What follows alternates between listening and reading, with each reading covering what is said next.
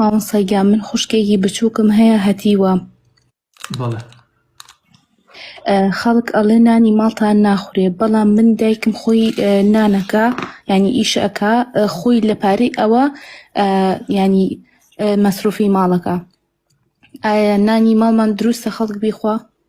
طبعا کچە شرینەکەم ئەگەر لەو شریعەتە تێنەگەی لەو ئیسلامە تێنەگەیت ئەو جەهالەتە ئەبینیت.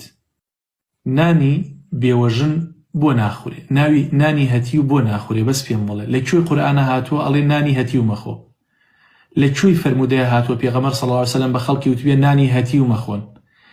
نانی هەتی و ئەگەر بەناحەق بیخۆی شوێنت جەهەنەمە. ئین الذین یەأکلون ئەموال اليتامى ظلما، یعنی ئەوانەی کە ماڵی هەتی و بە زوڵم ئەخۆن ئینما یەأکلون فی بطونهم نارا، ئەوە ئاگر ئەخوات، یعنی ئەوە لە باتی ئەوە ئاگر ئەخوات. وسيصلون سعيرا، ولا قيامتي شاء أجن بسعير وبجهنم. بەڵام چەند هەتیوە کە بێباوکن تۆڕووی لە ماڵەکەیان لەسەر سفرەکەیان نان ئەخۆیت، باشە هیچ زوڵمت لیان نەکردو، بەڵکو دڵیانت خۆش کردو، چایەک لەگەڵیان ناخۆیت، ئاوێکیان لەگەڵا ئەخۆیت، جەژنە پیرۆزەیەکیان لەگەڵا ئەکەیت و چکلێتەکەیان هەڵەگریت، ئەمە خەیرت ئەگا نەک شەڕ.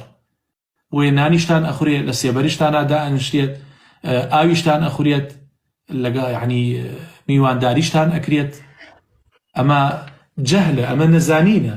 وەڵام مامۆستا هەر کەسەیە جاری وایە بۆ ناڵێ دیانە جاخشکم زۆر پێخۆشەکە بێن یانیاوە نانمام خۆن، بەڵام هەنێکیان هەیە لەن نەبەخوا ناوێن ئەوە هەتیوتانەیە، ئەو زۆری پێ ناخۆشە کاتێکی شایەکی ئەوەی پێ ئەڵێ. بەس ئیتروتم حەزم کرد ئەو پرسیارە بکەم.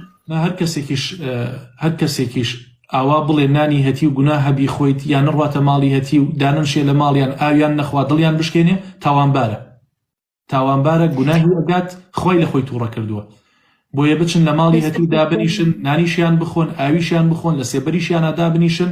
ئەگە کرا بۆ خۆت بڕۆ دیاریکیان بۆ بەرە و هەدیەکیان بۆ بەرە و خێریکیان بۆ بەرە، نەشکرا تۆ مادام خزمتە کەستە ناسیارتە بڕۆ لە ماڵەکەی دانشۆ دڵی ئەو مناڵانە خۆشکە، نان و ئاویشیان بخۆ.